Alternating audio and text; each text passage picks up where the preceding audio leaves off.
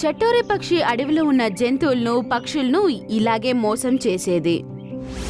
మామిడి పండ్లు తీసుకెళ్లిపోయేది.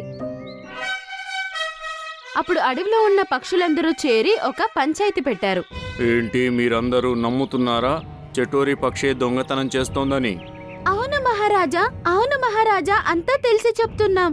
నక్కటి కోతి మరియు వేరే పక్షులను ఏమార్చి వారి మామిడి పండ్లు దొంగలించింది. అయితే మీరంతా ఏ శిక్ష వేయాలంటారు? ఈ విషయంలో నేను మీ అందరి అభిప్రాయం కోరుతున్నాను, ఎందుకంటే మీరందరూ నష్టపోయారు. మహారాజా, మన అడవి నుంచి తనని పంపించేయాలి. లేదు లేదు, మేము అలా చేయలేము. ఇది తన ఇల్లు. మనము ఎవరిని వారి ఇంటి నుంచి దూరం చేయలేము. మనం ఇలా చేద్దాం, మనం ఏ పండుగలకి కూడా తనని పిలవవద్దు, తనతో ఎవరూ కూడా మాట్లాడవద్దు. దాంతో తనకొక గుణపాఠం వస్తుంది. ఆహా మహారాజా, అదే కరెక్ట్ అయిన పని. అన్ని పక్షులు ఇదే పని చేశారు.